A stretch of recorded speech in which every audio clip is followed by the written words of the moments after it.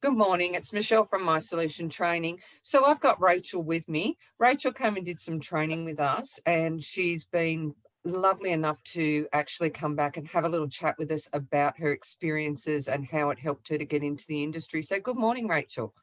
Morning, Michelle. So would you just tell us like where your background is, where you started prior to actual mining? What was your work? Yes, certainly. So I actually come from an administrative background, bit of compliance, legal background with the government. I did a little bit of truck driving last year, but no mining operating experience whatsoever. Okay. And what made you decide to actually get into mining? Because it is quite left field.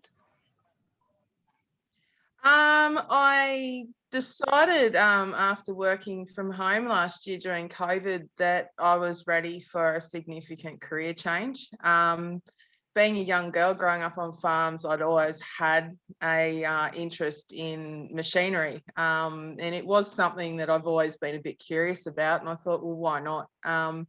I also was interested in possibly truck driving out at the mines or operating machinery. So I just decided after so many years of being behind a desk in offices that I really was ready to have something a little bit more physical.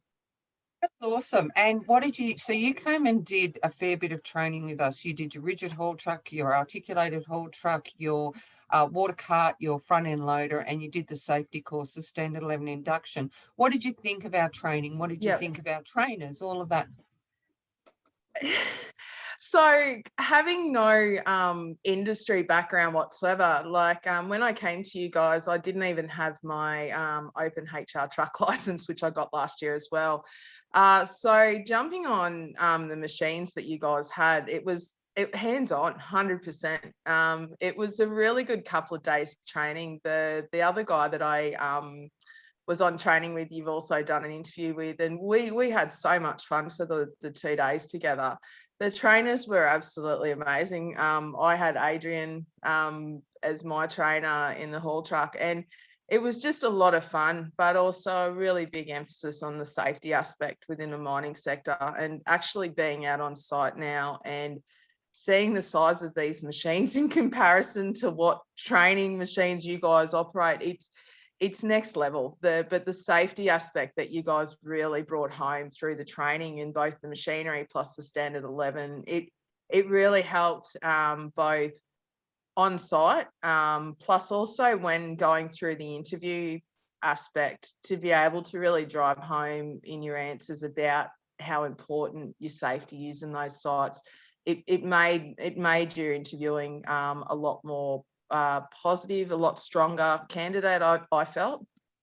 That's awesome. That's really good. And you were one that got the job ready pack that we provide with all the companies and the hints and tips and the interviews. And you also got the professional resume.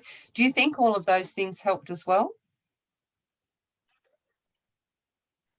Oh, 100%. Up until I had my resume written with you guys. My resume wasn't industry specific. A little bit of my background was project management, compliance work, and it's great skills to have, but at the end of the day, it wasn't getting me with a foot in the door. Once I'd done the courses with you guys and had the resume, literally nearly every single job I applied for, I got through to an aptitude test stage. By the time, probably about 3 months onwards, I'd had several job offers, and I held out for the one that I've got now because it was what I wanted. But by about 3 months, you're at the point of nearly, every probably third or fourth job that you were applying for, you were getting through to the next stage.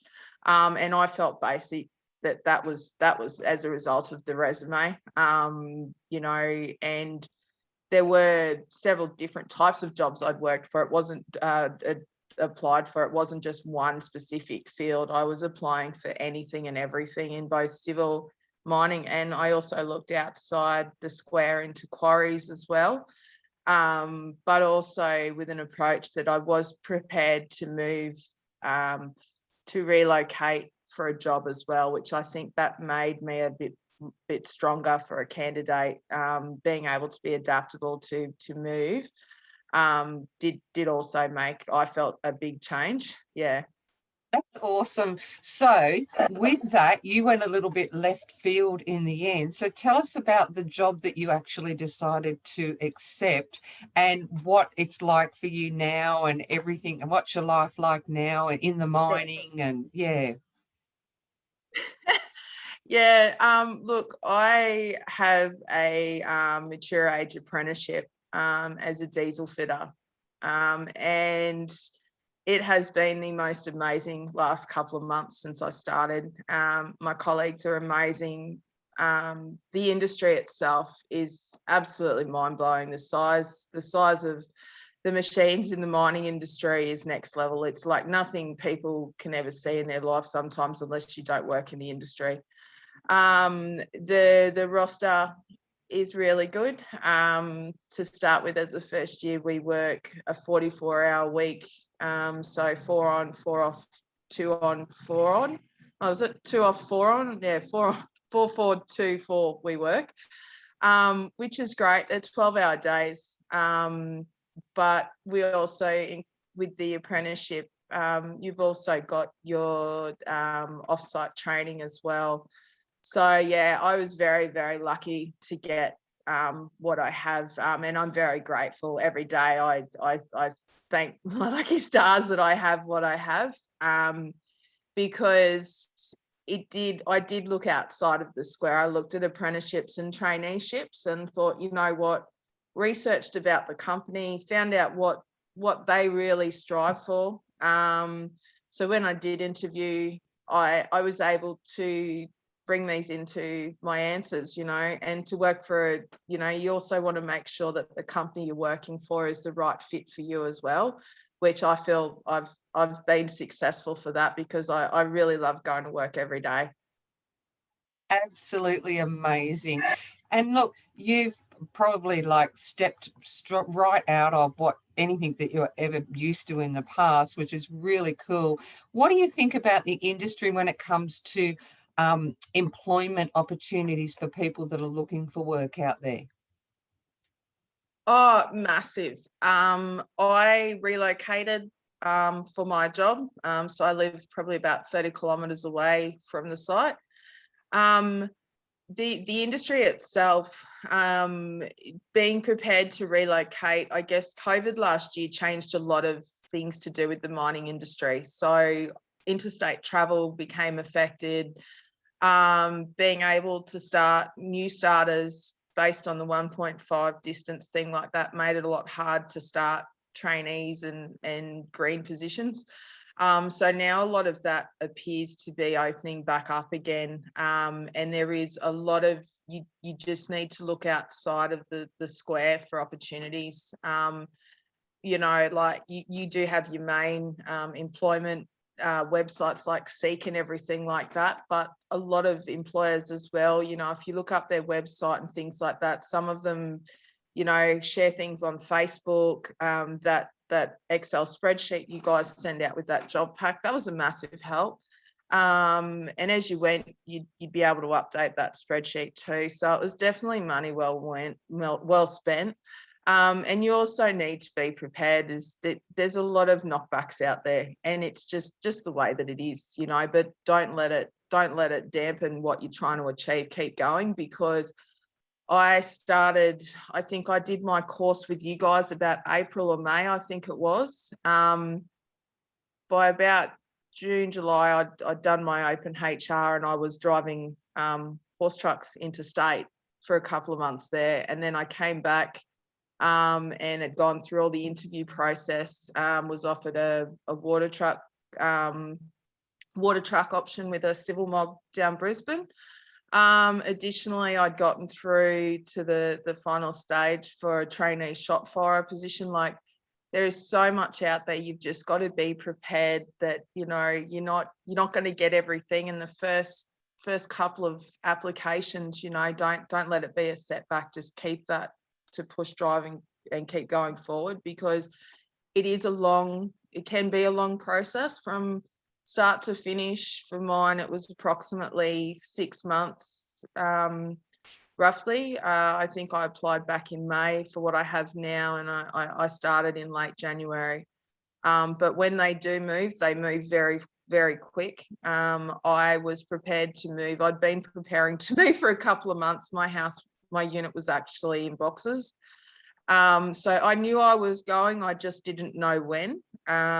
So there are a lot of the bigger mining industries, especially for women at the moment, they are striving to try to have an equal ratio within the workforce. They are very open to